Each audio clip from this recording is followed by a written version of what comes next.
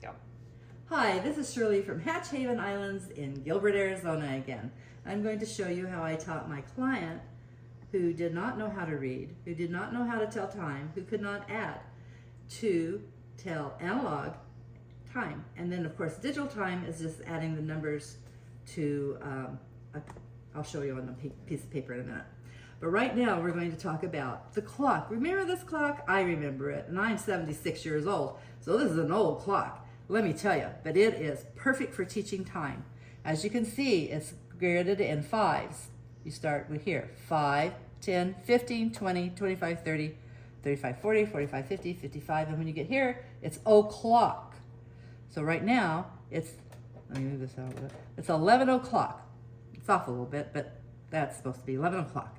So when you move the minute, and we say the long blue hand is the minute hand, the short hand is the hour hand. The minute hand moves much faster than the hour hand. So when the minute hand moves this way, it is now 11:05, or 5 minutes after 11, as you can see by the 5. Then as you move down here, it's 11:15, and back around to 12. I don't know why this one is stuck, but it is. Okay, there. So now it's 12 o'clock. Then you can talk about, this is the 12's house. So when you go here, see how the hour hand moves just a little bit? It's right here in this area. This is the 12's house. So wherever it lands on the minutes, this is 12:30, 12:45, 12:55. And now it's moving to the 1. And then when it gets here, it's 1 o'clock, as you can see. And then as it goes around, this is the 1's house. So 1 lives here, 2 lives here, 3, 4, 5, 6, 7, 8, 9, 10, 11, and back to 12. So as the time goes around, as the minute moves around, it is now 1:15.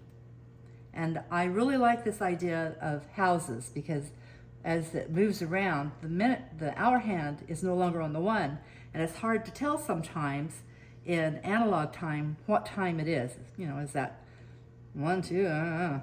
So as you know, this is the 1's house. If you remember, this is the 1's house, and the hour hand is in the 1's house. Therefore, this is 1:25. And as you go back around again, 1:45, 1:50, 1:55, 2 o'clock. And then you can talk about the individual minutes of the clock. You can say this is 2:01, 2:02, 2:03, 2:04. That means 2:05. So that's 5 minutes after 2. Now, if you're going to do digital, let me show you digital. I'm going to move it. Okay. Digital is very simple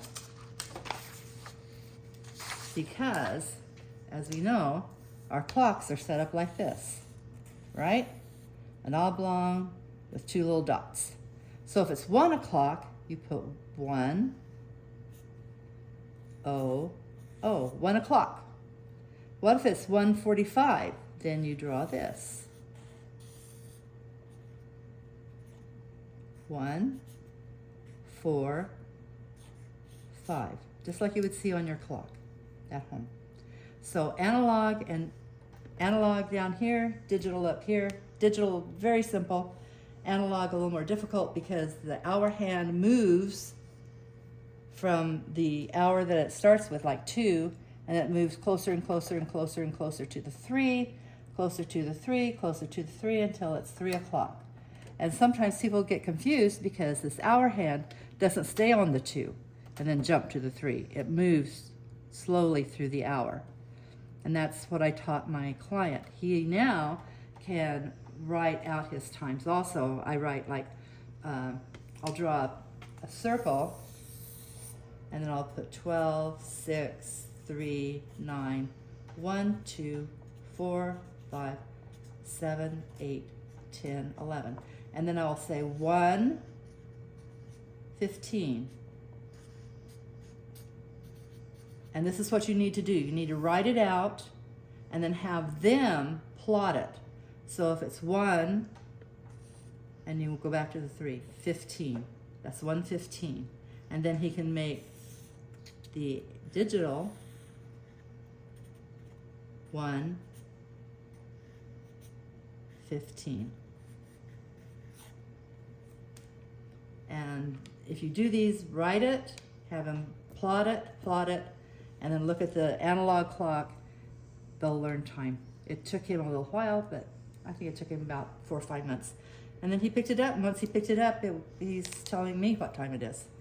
And good luck, God bless.